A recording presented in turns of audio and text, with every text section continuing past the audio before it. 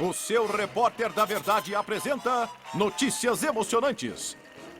Será que o divórcio acabou? Estariam o espírito e a ciência dando as mãos? A igreja e o laboratório estão dizendo a mesma coisa? Vendas da enevoada antiguidade, a busca pelo divino e a busca pelo conhecimento sobre o universo marchavam lado a lado. Na antiguidade existia um deus da astronomia, um deus da horticultura, um deus da irrigação. E os padres eram os escritores e os pesquisadores que investigavam esses campos do conhecimento.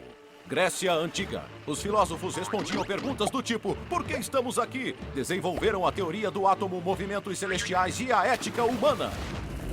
Europa medieval. A igreja alcançou uma posição de imenso poder. Escolhia reis, era dona de terras e fornecedora da verdade. A igreja se incumbiu do cargo de ser a única a saber tudo. O dogma era a lei. Mas a ciência evoluía e desafiava o dogma de que a Terra era o centro do universo. Copérnico, Bruno e Galileu sentiram o peso da mão da igreja. A tragédia. Sem conseguir mais omitir a ciência, a igreja e a ciência dividiram o esforço pelo conhecimento. Descartes inventou o dualismo. A igreja tinha o invisível, a ciência o visível. E assim nasceu o materialismo. Uma trégua penosa. Os cientistas não eram mais tolerados e reagiram em forma de vingança. O invisível é fantasia, ilusão. Nós somos pequenas máquinas que vivem em um universo máquina previsível e respeitamos leis rígidas e imutáveis. A igreja revidou. Os cientistas sem alma foram condenados ao inferno.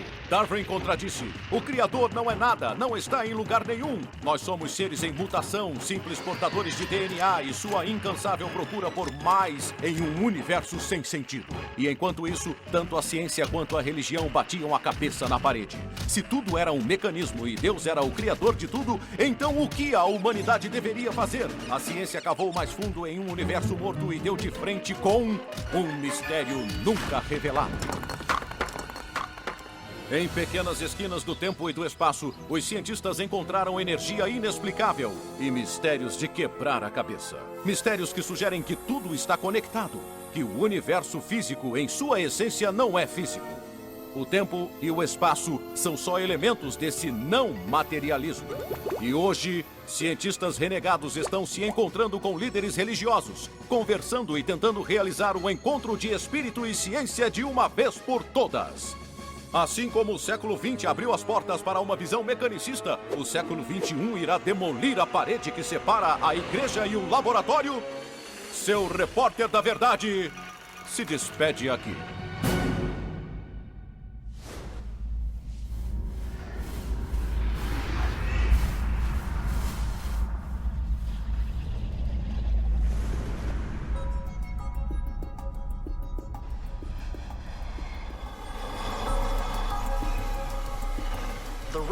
A toca do coelho e a profundidade que quer alcançar é o quanto quer descobrir sobre sua natureza.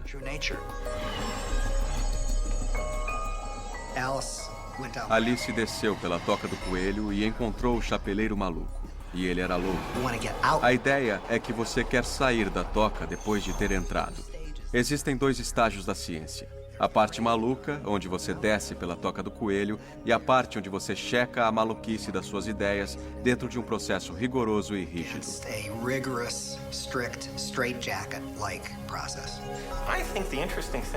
O interessante da ciência, da física, é que é uma forma legítima e nova de tentar chegar a um acordo com o mundo.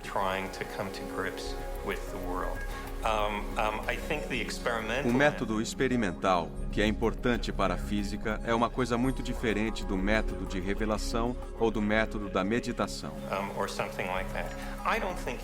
Eu não acho que seja verdade que os adeptos do budismo, por exemplo, possam mudar as suas crenças baseados nas consequências de experiências feitas com elétrons.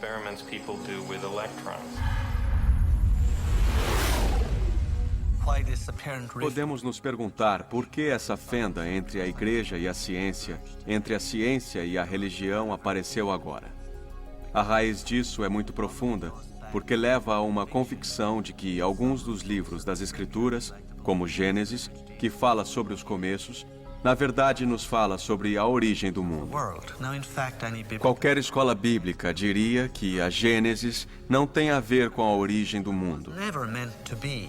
Muitos religiosos acreditavam que existia um tipo de noticiário ao vivo, como a CNN, sobre o início da criação na Gênesis.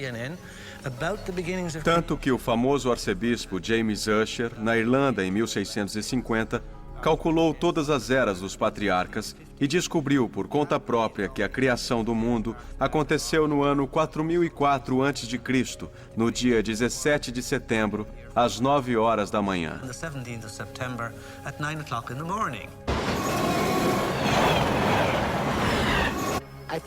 Deve existir uma explicação científica para a espiritualidade. Não existia nenhuma boa até pouco tempo. A única que faz sentido é a que diz que o autoconhecimento, os valores platônicos, a bondade e a verdade existem na geometria fundamental do espaço e tempo e pode influenciar nossas ações se estivermos abertos para isso. Isso nos conecta com todos os outros seres do universo como um todo.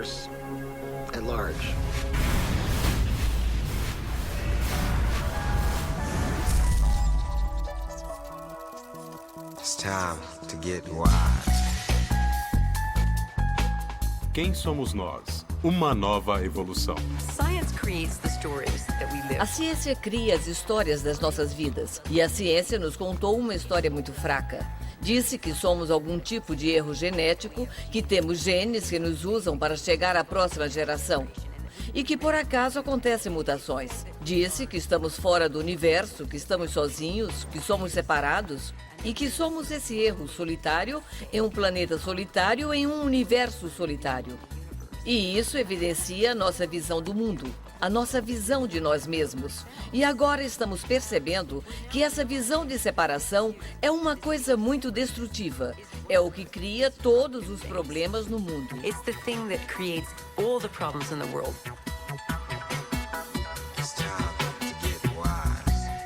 Agora percebemos que esse paradigma está errado, que não somos separados, somos uma coisa só. Estamos juntos no mais profundo sentido da nossa existência. Estamos todos ligados. Estamos tentando entender e absorver as implicações disso. O que isso significa para mim e para minha vida? Precisamos de um novo lugar espiritual, um novo caminho de entendimento da natureza do que é ser um ser humano. Porque o jeito antigo, a velha mitologia, a velha monarquia do rei Deus contra as velhas leis da ciência para fazer tudo, está morta. Precisamos de uma nova visão. A física quântica pode nos ajudar a dar um passo na direção certa. A chave do novo paradigma, pelo menos para a medicina, que é onde me encontro, é que a consciência é real e tem um impacto. Temos que ir além dos nossos sentidos para criar um novo paradigma. Pode ser que o que esteja acontecendo dentro de você, no seu cérebro, no seu sistema nervoso, no seu modo de observar, no jeito como a memória funciona, como sua mente funciona, seja um tipo de relação de observador-matéria, o que torna as coisas reais para você, afetando a sua percepção de realidade. Não é mudar a realidade. Você não troca as cadeiras, os caminhões, as máquinas e os foguetes decolando. Essas coisas não mudam, mas você muda o jeito como percebe as coisas, talvez o que pensa sobre as coisas, o que sente pelas coisas, como você percebe o mundo. A infinidade de informações que o cérebro processa a cada segundo nos diz que há mais coisas no mundo do que estamos percebendo. A toda hora estamos mergulhados em uma experiência com nossos sentidos. A visão, o olfato, o paladar, o tato. Como se estivéssemos imersos sensorialmente na nossa realidade. Desconhecemos a realidade. O que chamamos de realidade é filtrado pelos órgãos dos sentidos.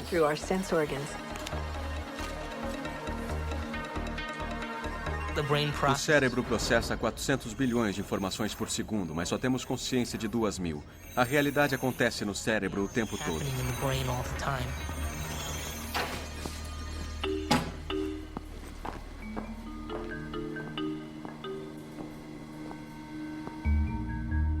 Devia experimentar. Como eu sei o que eu tô fazendo? Eu e o vaso somos um. Ah, pode ajudar no seu trabalho. Eu vivo pelos olhos.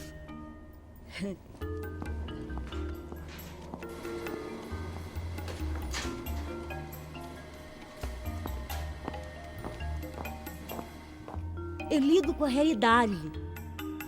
Não com um mundo impreciso, tátil, sensível, de emoções e essas coisas. Se é real, eu quero ver. Os olhos, em alguns sentidos, são uma câmera, porque recebem a informação e guardam, mas não podem atribuir nenhum significado para nada até que você reconheça tudo. Então, de alguma forma, precisa de um editor para poder juntar o filme do que é a sua vida e o seu mundo. Se eu levanto da cama de manhã e de repente tenho uma reclamação muito séria, e é uma reclamação verdadeira, eu não sei se meus olhos estão funcionando corretamente. Então, mesmo sabendo que há um chão estável, ao lado da minha cama pode haver um despenhadeiro ou qualquer coisa assim.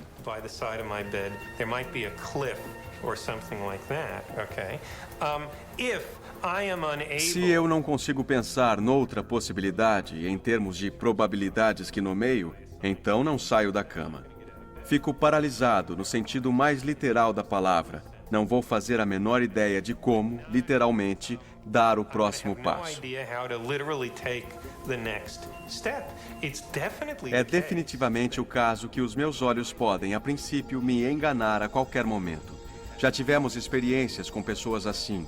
Elas tinham alucinações e, mesmo que não pudéssemos provar, nossos olhos nunca nos enganam. Isso é absolutamente certo.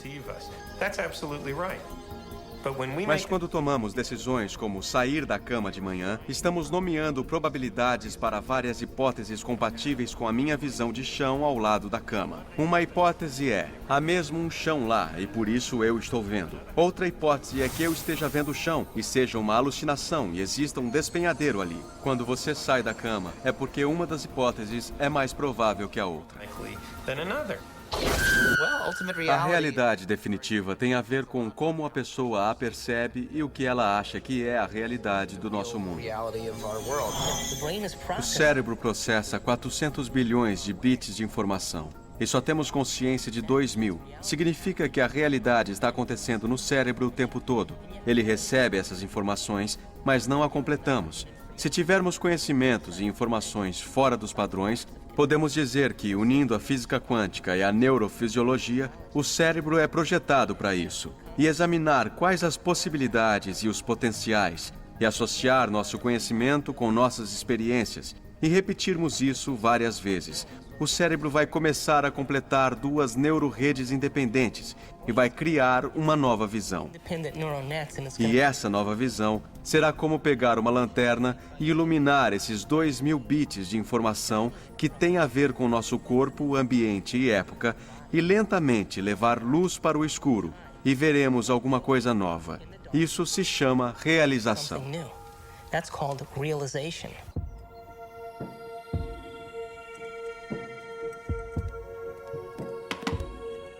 Tá tudo bem? Eu ouvi você gritar. Foi outro sonho?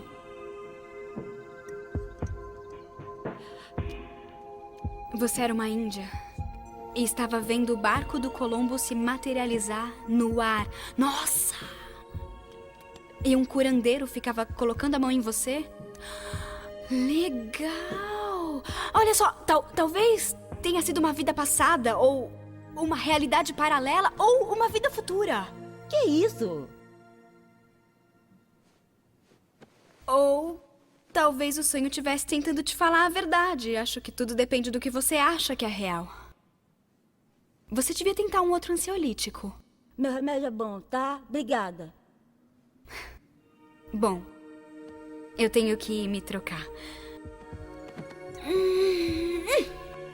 Espero que você sinta melhor, Amanda.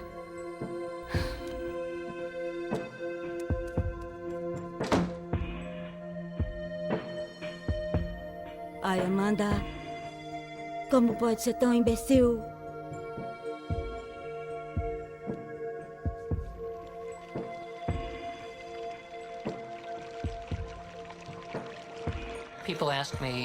As pessoas me perguntam por que a mecânica quântica é importante, já que trata de coisas pequenas. Existem 3 respostas possíveis. Do ponto de vista prático, não faz a menor diferença. Você vai ter que trabalhar e dirigir o carro, tudo do mesmo jeito. De um segundo ponto de vista, ela faz parte de tudo no mundo, principalmente o mundo eletrônico. Quando você vai ao supermercado e passa pelo scanner para pagar a conta, esse é um efeito da mecânica quântica. Mas acho que a parte importante é a terceira, que é essencialmente uma questão filosófica. Por que os filósofos são tão apaixonados pela desconstrução das interpretações do mundo? Finalmente entendi. Entendi quando procurei na mecânica quântica e comparei com a mecânica clássica. Elas apresentam 2 propostas muito diferentes de como o mundo funciona e sobre o que somos. Da perspectiva clássica, nós somos máquinas. E em uma máquina não há espaço para experiências conscientes. Não importa se a máquina morre. Você pode matar a máquina, jogar no lixo, não importa. Se esse é o jeito que o mundo funciona, as pessoas vão se comportar desse jeito. Mas há outro modo de se pensar o mundo, que foi o que a mecânica quântica apontou. Ela sugere que o mundo não é como uma máquina de relógio, é mais como um organismo. É um organismo altamente interconectado de algum tipo que responde ao espaço e ao tempo. Nesse tipo de ambiente, o que penso e o modo como me comporto causam um impacto muito maior. Não só a mim mesmo, mas ao resto do mundo. Mas e se esse mundo é um padrão, ou clássico, ou máquina? Então, de um ponto de vista básico que tem a ver com moral e ética, o que eu penso afeta o mundo. Essa é realmente a chave de por que uma mudança da visão do mundo é importante. Vamos falar do mundo subatômico e depois sobre o que ele nos fala da realidade. A primeira coisa é que ele é uma fantasia criada por físicos loucos que tentam descobrir que negócio é esse, fazendo pequenos experimentos com grande quantidade de energia em curtos espaços de tempo. É uma maluquice ter o domínio dessas coisas. Então a física subatômica foi inventada para tentar entender isso tudo. Precisamos de uma ciência para isso. Ela se chama física quântica. E ela trata de muitas hipóteses discutíveis, pensamentos, sensações, intuições, para saber mesmo que negócio é esse. Então, de um lado, você tem uma teoria que, de um ponto de vista conceitual, era um quebra-cabeça enorme. E, de outro lado, do ponto de vista prático, era muito melhor sucedido do que qualquer outra coisa realizada antes. Esse é o tipo de situação que cria a tensão da qual as investigações das bases da mecânica quântica estão se alimentando desde então. Por um lado, isso é muito paradoxal, é um quebra-cabeças. É uma teoria conceitual confusa. Por outro lado, não temos a opção de jogar isso fora ou negligenciar, porque é a ferramenta mais poderosa e que melhor prova os comportamentos dos sistemas físicos que nós já tivemos nas mãos. O universo é muito estranho. Parece que existem 2 conjuntos de leis que governam o universo. Na nossa vida de todo dia, o que seguimos à risca, a medida de tempo, as medidas de tamanho, coisas que foram descritas pelas leis do movimento de Newton e descobertas há centenas de anos. E elas funcionam muito bem para as bolas de bilhar e para as balas de canhão e a gravidade. Mesmo assim, quando chegamos a uma escala pequena, quando chegamos ao nível do átomo, um conjunto diferente de leis assume. São as leis quânticas, teoria quântica, mecânica quântica. E nesse nível, as partículas podem estar em diversos lugares ao mesmo tempo. Podem se comportar como ondas que se espalham espacialmente e temporariamente. Podem estar interconectadas em grandes distâncias. Podem estar unificadas em um estado quântico dominadas por uma função de onda. E a fronteira entre o mundo quântico e o mundo clássico é realmente um mistério. Algumas vezes é chamado de o colapso da função de onda, porque no mundo quântico tudo está em superposição, há múltiplas possibilidades. E no mundo clássico, essas possibilidades parecem se tornar uma escolha específica, então tudo está em um lugar específico. A mecânica quântica é o descobrimento e a exibição da informação, o descobrimento e a exibição da potencialidade, ondas de informação, ondas de potencial do elétron. E é importante o mundo dos potenciais, não é o mundo dos elétrons, é o mundo do potencial do elétron. Mas você tem que se perguntar, ondas de quê, na verdade? Qual é o campo que está se ondulando? É o oceano? Não, é um oceano universal, um oceano de pura potencialidade, um oceano de abstração, de existência potencial. Chamamos de campo unificado ou supercampo de cordas, e é disso que somos feitos. Conectividade entre todas as coisas é um elemento básico da fábrica da realidade. É muito difícil encapar seu pensamento com isso. Mas Erwin Schrödinger, um dos fundadores ou descobridores da mecânica quântica, disse que o emaranhado, que é essa ideia da conectividade, não é uma propriedade da mecânica quântica. Ela é a propriedade. É a propriedade da mecânica quântica que a torna muito estranha e não parece se encaixar com o nosso mundo comum, com a nossa experiência comum. Mas, na verdade, se encaixa sim.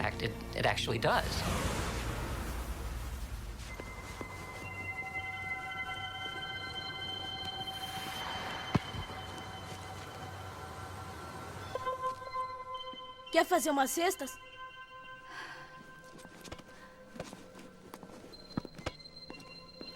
Não precisa devolver assim. Vem jogar. Olha, gostou de você. Não tem tempo pra jogar uma bolinha? Há quanto tempo não joga? Vai, tá com a bola. Arrisca. Não, moça, daí não. Tá fora. Entre na quadra pra entrar no jogo.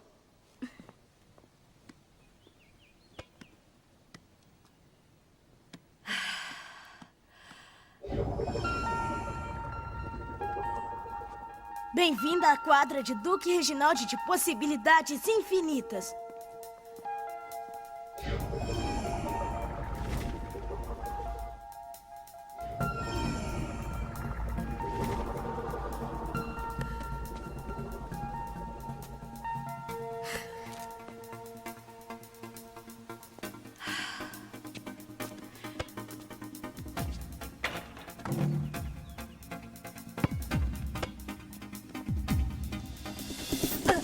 Regra da quadra. Tem que fazer a cesta.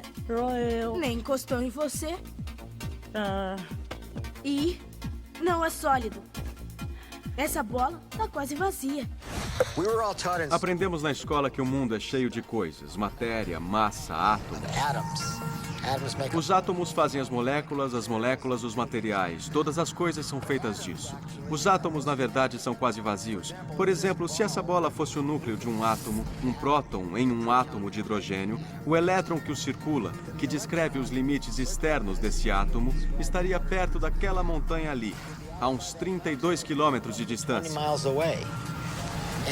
E tudo que está no meio disso está vazio. O universo é quase vazio. Quando diminuímos a escala no vazio, chegamos a um nível fundamental de geometria de espaço-linha. A fina linha do nível de embasamento do universo, onde há informação, há um modelo. Se chama a escala base e é a fábrica do universo. Há informação lá desde o Big Bang. Então a maior parte do universo, até a matéria, é vazia. A maioria das pessoas acha que o vácuo é vazio. Mas para a consistência interna própria, consistência de mecânica quântica e teoria da relatividade, é exigido que seja equivalente de 10 para 94 gramas de massa de energia. Cada grama sendo energia tipo E igual a mc2 é um número muito grande, mas que significa na prática?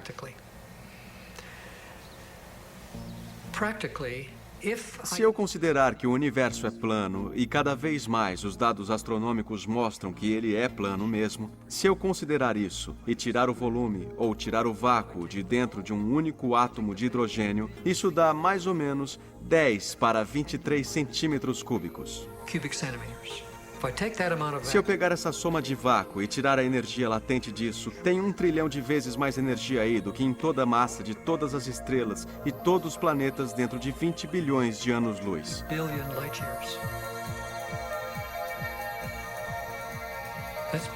É bastante. E se a consciência permite você controlar mesmo uma pequena fração disso, criar um Big Bang não é problema.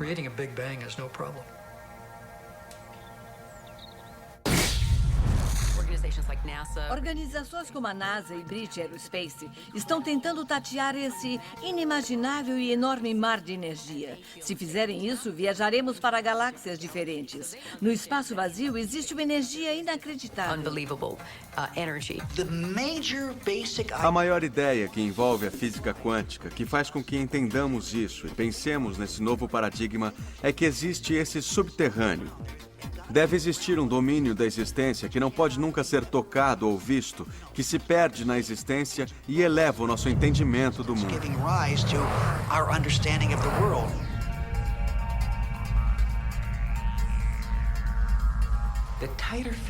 A física tradicional tem tentado se agarrar à realidade física para entender do que ela é feita realmente. Quais são os tijolos que constroem a vida e a base de tudo isso?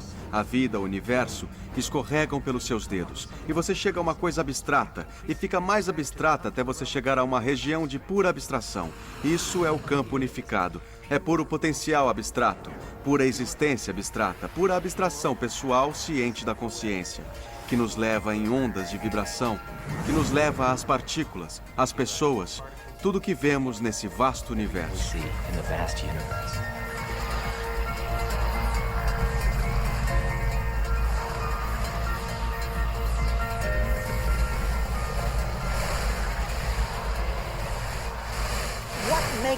As coisas não são inventadas por mais coisas. As coisas são inventadas por ideias, conceitos, informações. E como eu disse, nunca chega a tocar.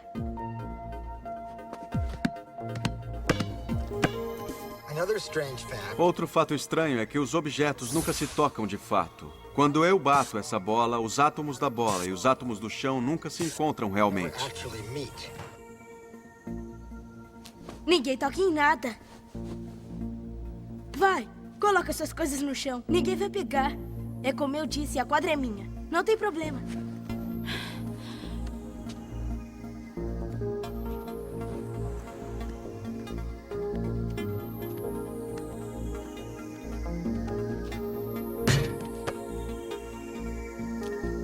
Há quanto tempo não joga? Vou começar já.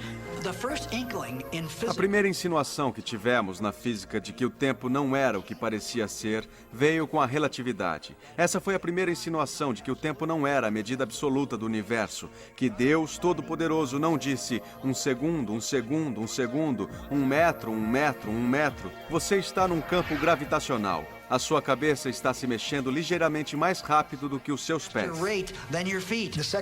A segunda lei de termodinâmica diz que as coisas produzem calor e se movem para frente. Isso cria um erro de tempo. Mas no mundo quântico, essa lei parece não funcionar. As coisas vão para trás ou ficam sem tempo.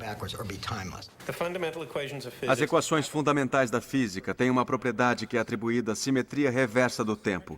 Essa simetria significa que várias leis que são simétricas à reversão do tempo são leis que têm a seguinte característica. Para qualquer processo que vá de acordo com essas leis, o mesmo processo pode acontecer de trás para frente e estar igualmente de acordo com essas leis.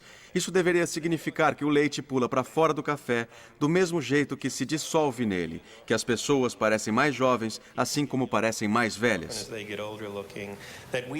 Que nós temos o mesmo acesso ao conhecimento do futuro, assim como temos do passado, que as nossas ações agora podem influenciar o passado do mesmo jeito que podem influenciar o futuro. Tudo isso está errado. Tudo isso cria um conflito enorme com o modo como experimentamos o mundo fisicamente. Uma das ideias que causa menos aceitação, apesar da física quântica já estar por aqui há muito tempo, é a possibilidade do futuro causar um efeito no presente. Acreditamos que o passado possa causar um efeito no presente. Eu seguro uma bola, eu solto, ela cai. Causa. Efeito quando bate no chão.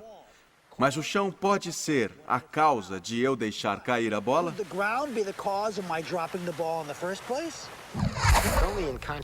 Só nas experiências inconscientes parece que podemos ir para frente no tempo. Na teoria quântica, você também pode voltar no tempo.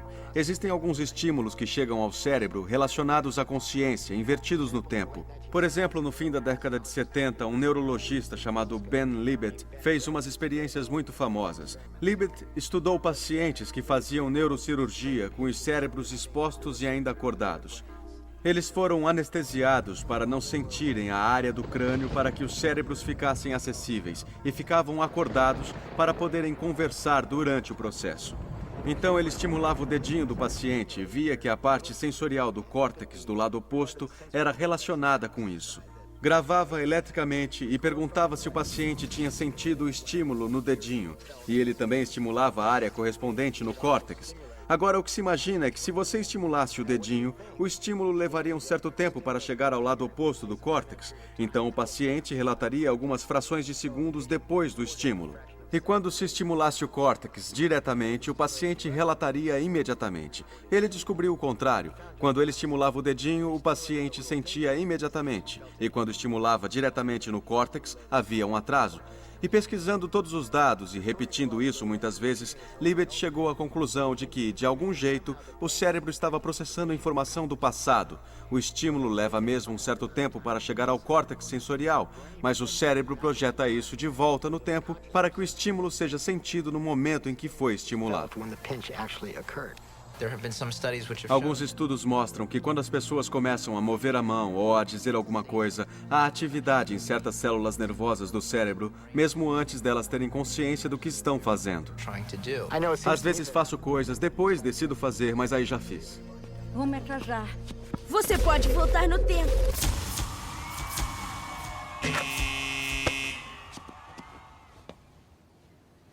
Que foi?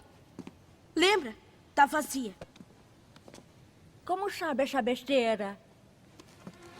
Leio a revistinha do Dr. Quântico. Todo mundo diz que é coisa de criança, mas acho que é de verdade. É assim que faço minha mágica na quadra. Então, o que nos ensinaram na escola não é como as coisas realmente são. E os nossos sentidos nos pregam peças. Vocês têm que se perguntar, afinal, o que é essa realidade em que nos encontramos? A física moderna diz que são ondas de informação. E eu acredito nisso? Haha, tomara que sim! Essa é a minha mágica na quadra. Sempre escolho o menino primeiro. O Dr. Quântico diz que todo mundo tem, que todo mundo faz, constantemente. Está em tudo que a gente vê. E estamos aqui com o vovô de toda esquisitice quântica. O nada famoso experimento da fenda dupla. Para entender esse exemplo, nós precisamos ver como partículas ou bolinhas de matéria agem. Se por acaso lançarmos um pequeno objeto pela fenda, que pode ser uma bolinha de gude, podemos ver um modelo na parede de trás, pois as bolinhas passaram pela fenda e bateram lá. Agora, se colocarmos uma segunda fenda, nós esperamos ver uma segunda tira duplicada à direita. Agora, vamos ver as ondas. As ondas batiam na fenda e irradiavam, batendo na parede de trás, com maior intensidade diretamente na linha da tira. A linha iluminada, na parede de trás, mostra essa intensidade. É parecida com a linha que as bolinhas de gude fizeram. Mas, quando adicionamos a segunda fenda, acontece uma coisa diferente. Se o topo de uma onda encontra a parte de baixo de outra onda, elas se anulam. Agora existe um modelo de interferência na parede de trás. Os lugares onde dois topos se encontram são os de mais intensidade, as linhas de luz. E onde elas se anulam, não tem nada. Então, quando jogamos coisas, quer dizer matéria, através de duas fendas, temos isso. Duas linhas. E com ondas, nós temos um modelo de interferência com muitas linhas. Por enquanto está bom. Agora, vamos ficar quânticos.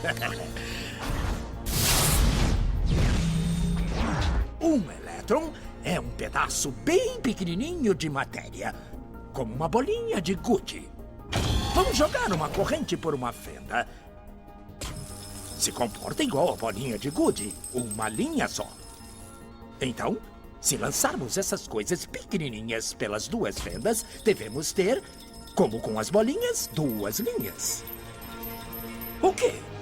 Um modelo de interferência. Nós lançamos elétrons, pedaços bem pequenininhos de matéria. Mas temos um modelo igual ao das ondas, não como o das bolinhas. Como? Como pedaços de matéria podem criar um modelo de interferência como o das ondas? Isso não faz sentido. Mas os físicos são espertos. Eles pensaram, talvez essas bolinhas estejam pulando umas nas outras e criando este modelo.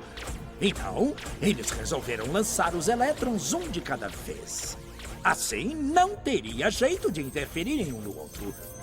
Mas depois de uma hora, o mesmo modelo de interferência estava aparecendo. Não existe outra explicação. O elétron sozinho sai como uma partícula, se torna uma onda de potenciais, passa pelas duas fendas e interfere consigo mesma para bater na parede como uma partícula. Mas, matematicamente, é mais estranho ainda. Passa pelas duas fendas e por nenhuma. E passa por uma só e passa só pela outra. Todas essas possibilidades estão em superposição uma com a outra. Mas os físicos ficaram incomodados com isso. Então, decidiram espiar e ver por qual fenda o elétron realmente passa. Eles colocaram um equipamento medidor em uma fenda para saber por qual delas o elétron passou e seguiu voando. Mas o mundo quântico é muito mais misterioso do que eles podiam imaginar. Quando eles observaram, o elétron voltou a se comportar como uma bolinha de gude. Ele produziu um modelo de duas linhas, não um modelo de interferência com várias linhas. Só o ato de medir ou observar por qual fenda o elétron passaria fez com que ele passasse por uma fenda, não pelas duas. O elétron decidiu agir diferente, já que ele sabia que estava sendo observado. E foi assim que os físicos entraram nessa terra estranha e misteriosa dos eventos quânticos. O que é a matéria? Bolas de gude ou ondas? E ondas de quê? E o que o observador tem a ver com tudo isso? O observador acabou com a função de onda simplesmente por observar.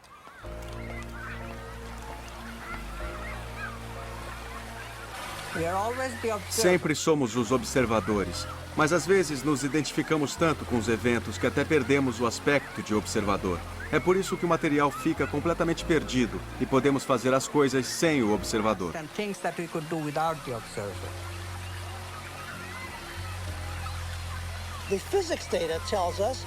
Os dados da física mostram que o objeto propriamente dito é, na verdade, uma simplificação do que chamamos de lá fora. Quando olhamos para partículas atômicas e subatômicas, ou matéria atômica e subatômica de qualquer forma, o que descobrimos é que o jeito como olhamos para isso realmente muda as propriedades do que observamos lá fora.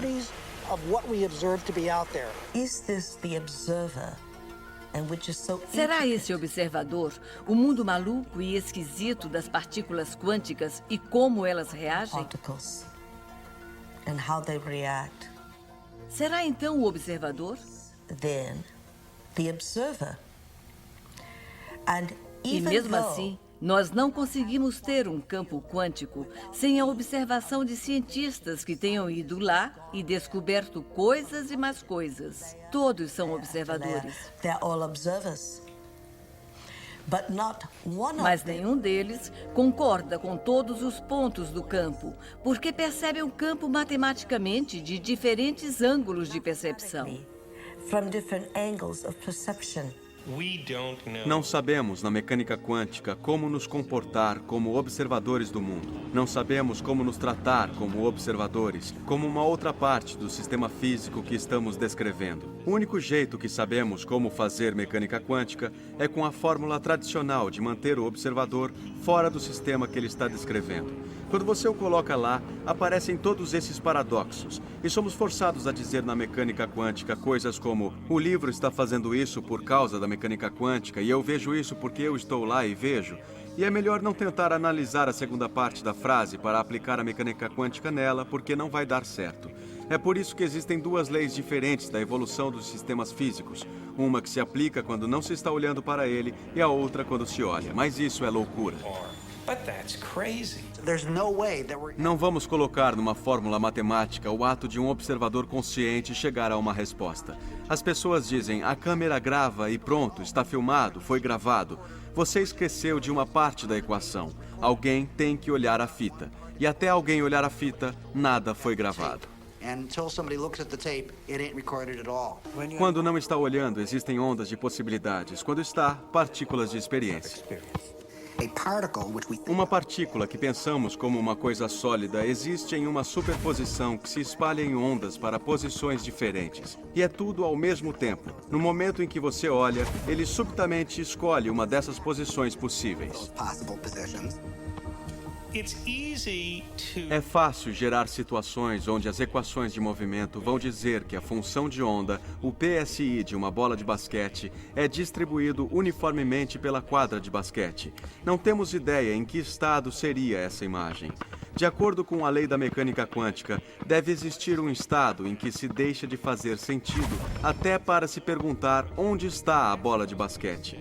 Então, de acordo com a lei da mecânica quântica, fazer a pergunta onde está a bola de basquete, cujo PSI está distribuído uniformemente pela quadra de basquete, é logicamente equivalente a perguntar a situação conjugal do número 5. Não é que você não saiba a resposta. Acontece que você não sabe se o número 5 é casado ou solteiro, mas a pergunta é que é absolutamente inapropriada. O número 5 não tem uma situação conjugal. Não há o que se perguntar sobre isso. E similarmente, a bola de basquete, cuja função de onda está distribuída uniformemente por toda a quadra de basquete, não teria uma posição que seria uma resposta coerente. A cruz do problema da medição é que, apesar da equação de Schrödinger dizer que, sob certas circunstâncias que basicamente sabemos como reproduzir em laboratório, as bolas de basquete entram em estados assim. Estados em que se deixa de existir qualquer fato inteligível, nem mesmo a pergunta sobre onde elas estão. E ainda assim, quando vamos olhar para a quadra de basquete em situações como essa, nós de vez em quando vemos uma bola de basquete aqui, uma bola de basquete ali, ou uma bola de basquete lá. O fato de enxergar a bola de basquete em uma posição específica, ao invés de vê-la em algum estado de ficção científica que nem podemos imaginar como seria, é onde deixa de existir a pergunta de que lugar a bola está. O fato de sempre enxergarmos em um lugar específico é uma violação explícita dessas equações de movimento. E é exatamente aí que aparece o problema da medição. Quando observamos, as coisas acontecem. Quando não, não acontecem. Super-heróis usam superposição. O mundo são tiras da realidade. Até a gente escolher. Os heróis escolhem o que querem. Estar em vários lugares ao mesmo tempo. Experimentar muitas possibilidades. E voltar a ser um só. A pergunta é: até onde quer descer na toca do coelho?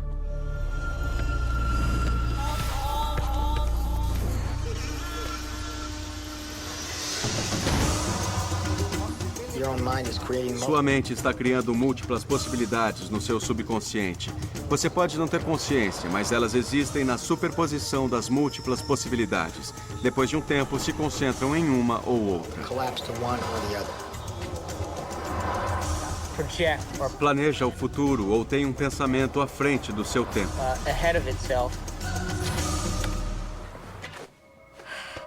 Bela cesta.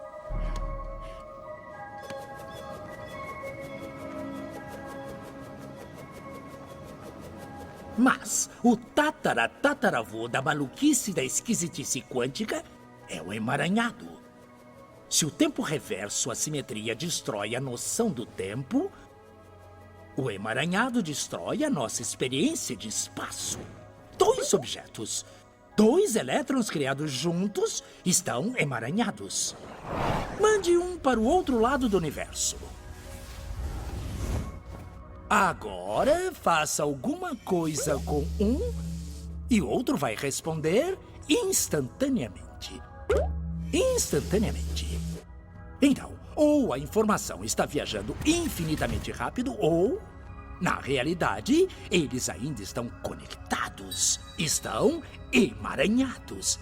E já que tudo estava emaranhado no momento do Big Bang, isso quer dizer que tudo ainda está se tocando. Espaço é só a forma que nos dá a ilusão de que somos objetos separados. Já descemos o bastante na toca do coelho? Hoje você pode ver inúmeros laboratórios pelos Estados Unidos. Objetos grandes o suficiente para serem vistos a olho nu. E eles estão em 2 lugares simultaneamente. Você pode tirar uma fotografia disso. Agora, imagino que se você mostrasse uma foto disso, diriam: ah, ótimo, olha essa bolha colorida e dá pra ver um pedaço dela aqui e outro ali. Você tirou uma foto de 2 pontos? Que graça tem isso? Superposição é pré-revelação. O que eu estava falando no filme era pós-revelação. Sob circunstâncias normais, um objeto, uma vez que tenha sido detectado, está em uma posição só.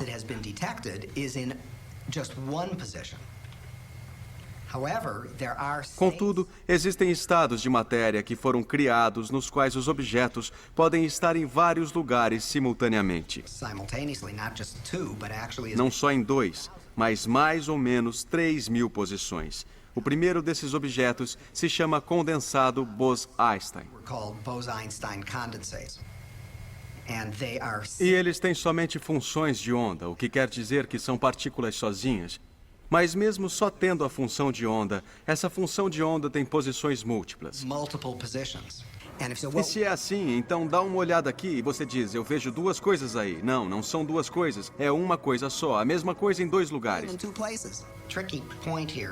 O que é intrigante é que ainda é só uma função de onda. Não são 3.000 funções de onda separadas. É uma função de onda. Então, é uma partícula.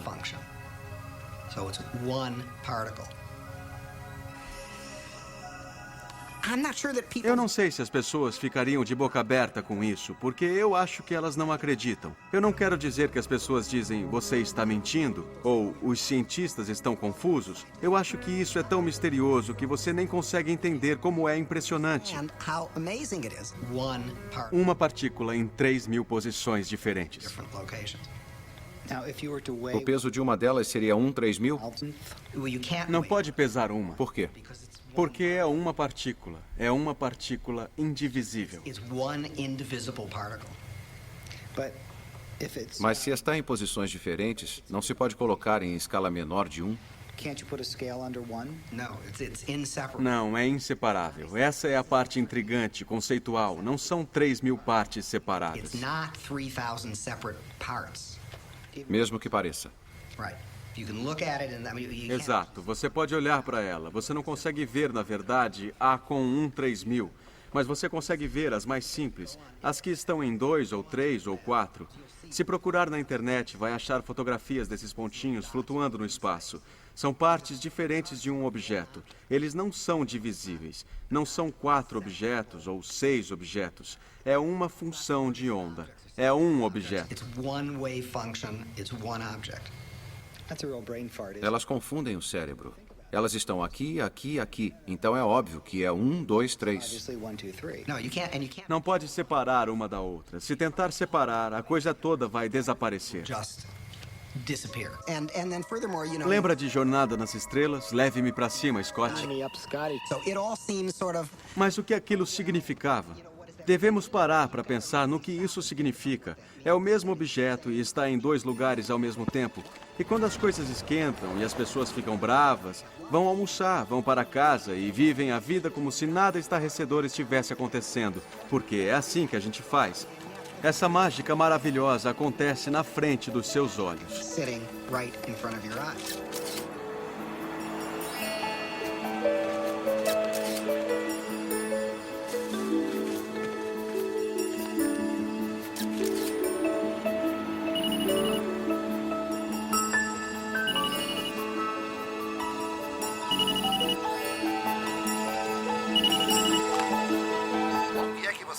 O estúdio está cheio de gente, mas... Oh, meu Deus, não tem fotógrafa. Onde será que ela está? Com aliens? O monstro do Lago Ness? Em um encontro? Pegamos 2 caixas pretas iguais a essa. Dentro tem um circuito elétrico muito simples, alguns diodos, oscilador, EPROM, algumas resistências e capacitadores. Embrulhamos uma em papel alumínio e colocamos em uma caixa de Faraday eletricamente cercada. A outra deixamos em cima de uma mesa, onde 4 meditadores muito qualificados estavam sentados. Eles entraram em estado de meditação profunda e purificaram o ambiente. Criaram um espaço sagrado, limpando a mente e as intenções. Aí, um dos 4 falou a intenção específica para esse projeto. A intenção era influenciar um alvo em particular na experiência. Poderia ser aumentar o pH da água purificada para uma unidade de pH completa, ou diminuir o pH para uma unidade de pH. Usamos esses dispositivos em todos os experimentos e fomos incrivelmente bem-sucedidos. No processo de meditação, depois que um falou a intenção, seguraram de várias maneiras por 15 minutos, talvez. E depois, soltaram.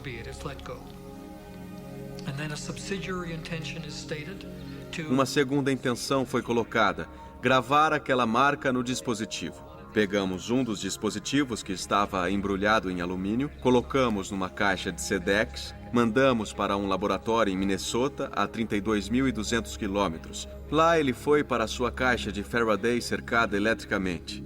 No dia seguinte, fizemos o mesmo com o controle. O experimento estava acontecendo. Alguém tira o dispositivo, coloca do lado do experimento a uns 15 centímetros de distância e liga por um tempo. É isso.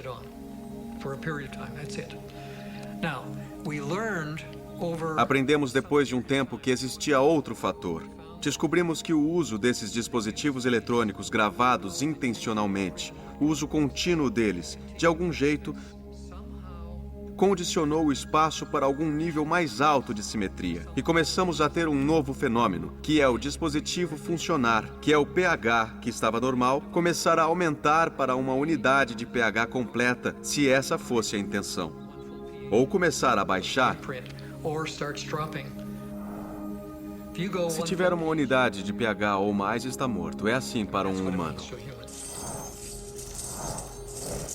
Geradores de eventos ao acaso jogam a moeda eletronicamente. Um tipo de experiência com gerador de evento ao acaso que foi feita centenas de vezes no passado, há umas 4 décadas mais ou menos, foi que o gerador só produz sequências de bits ao acaso, zeros e uns, como jogar uma moeda. E se pedisse para alguém apertar um botão, produziria 200 bits. E você diria, tente fazê-la produzir mais bits 1 do que bits 0. E pegando a literatura de todos os experimentos que foram feitos, você pode se fazer uma pergunta. Fez diferença as pessoas tentarem fazer sair 1 ao invés de zeros? E a resposta é sim, fez diferença. De algum jeito, a intenção está relacionada com a operação de produzir esses números ao acaso. Se você deseja ter mais números 1, de algum modo, o gerador produz mais números 1. Em física quântica, ser arbitrário e processo ao acaso é o efeito extraordinário do pensamento humano, da intenção humana.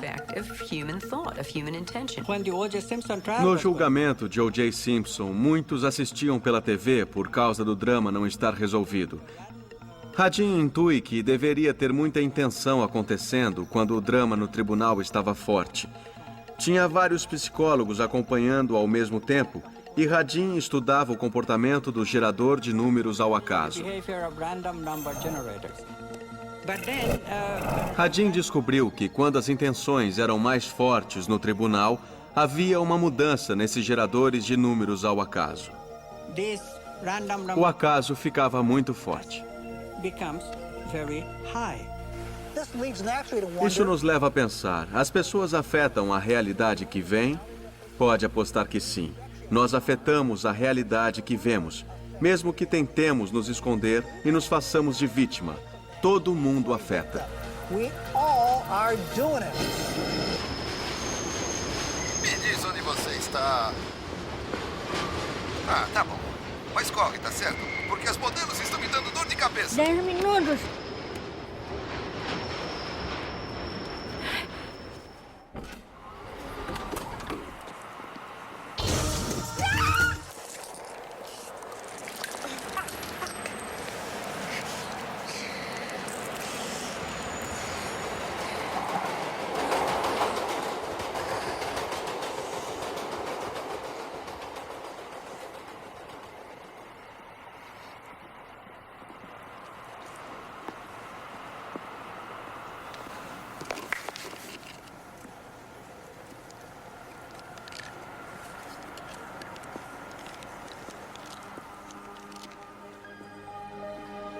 Nossa exposição do metrô veio do Japão, do Sr. Masuro Ezumoto. O Sr. Emoto ficou muito interessado na estrutura molecular da água e o que a afeta. A água é o mais receptivo dos 4 elementos. O Sr. Emoto pensou que talvez ela pudesse responder a eventos não físicos. Então, ele fez uma série de estudos, aplicou estímulo mental e fotografou com um microscópio. Para cada amostra de água, colocamos mais ou menos 5 centímetros cúbicos em 50 recipientes in vitro. Pegamos essas amostras e congelamos a menos 25 graus Celsius por umas 3 horas. Colocamos as amostras congeladas em um refrigerador com menos 5 graus Celsius, onde está o microscópio com a câmera. Tiramos fotografias de cada uma das 50 gotas de água individualmente. Primeiro fotografamos a água em que não colocamos nenhuma informação. Depois pegamos a água com informação e fizemos o processo já descrito. Tiramos as fotos de antes e depois e comparamos as diferenças. Quando projetamos a sensação de amor e agradecimento na água, ela se transformou no mais lindo cristal. Nessas horas, acho que a água está em paz.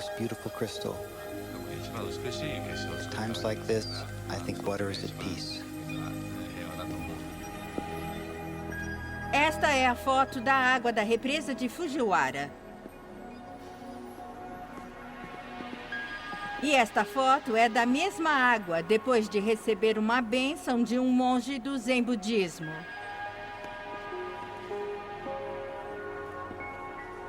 Agora, na próxima série de fotos, o Sr. Emoto imprimiu palavras, colocou-as nas garrafas com água destilada e deixou de um dia para o outro. Esta foto é da água destilada pura. Essa é sua essência. As próximas fotos, como podem ver, são todas diferentes. Esta é o Ki do amor.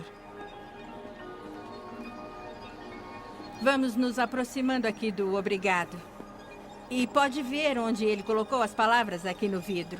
Se soubessem ler japonês, já saberiam disso. Agora, o Sr. Emoto diz que o pensamento ou a intenção é a força que guiou tudo isso. A ciência de como isso realmente afeta as moléculas é desconhecida. Você me dá nojo. Vou te matar. Menos as moléculas da água, é claro. É fascinante pensar que 90% do nosso corpo é feito de água. Ki do amor. Te faz pensar, não faz?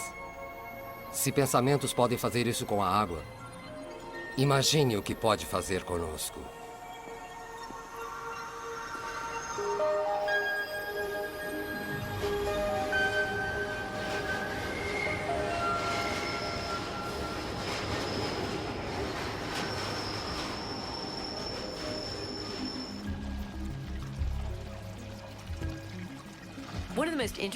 Um dos experimentos mais interessantes com geradores de eventos ao acaso aconteceu quando já tinha acabado o tempo. Alguns investigadores de Princeton e outros resolveram tentar ver se poderiam ou não afetar uma máquina de acaso depois dela ter funcionado. Então mudaram. Ao invés de ter um computador com uma tela, tinham uma situação computadorizada com fitas de áudio. Funcionava com cliques na orelha esquerda e cliques na direita. E tinham feito isso sem ninguém ter escutado. Já tinha funcionado uma vez. Colocaram em um cofre e deram a fita que tinham gravado a um participante e disseram: leve para casa, escute e faça mais cliques na orelha esquerda do que na direita. E mande essa intenção. Eles receberam a fita e escutaram. E escutaram a do cofre também e descobriram que eram a mesma. As duas tinham mais cliques na esquerda do que na direita. Então, o que estava acontecendo? Não foi só a pessoa participante que afetou a fita no momento em que estava escutando. Seu pensamento e sua intenção moveram a linha do tempo para trás e afetaram no momento em que foi gerada. A maioria das pessoas não afeta a realidade de um modo consistente e substancial porque não acredita que pode. Como observamos o mundo à nossa volta é o que volta para nós. E a razão da minha vida estar carente de alegria e felicidade é porque falta eu dirigir o meu foco para essas coisas exatamente. Se somos vítimas, devemos nos perguntar: eu tenho uma mentalidade de vítima? Se estou constantemente encontrando infortúnio, acidentes e tragédias, talvez seja porque minha mente esteja na sintonia de aceitar que é assim que é a vida. E isso acontece. Por que eu não consigo alcançar as coisas? Por falta de concentração. Perde-se a concentração a cada 6 ou 10 segundos por minuto. Quando alguém quer se concentrar de verdade, quer a limpeza da mente. É por isso que os velhos professores esotéricos ensinam as pessoas a se concentrar numa chama de fósforo, na verdade. Você aprende a trazer a atenção para um canal muito afiado e a densidade de energia fica maior.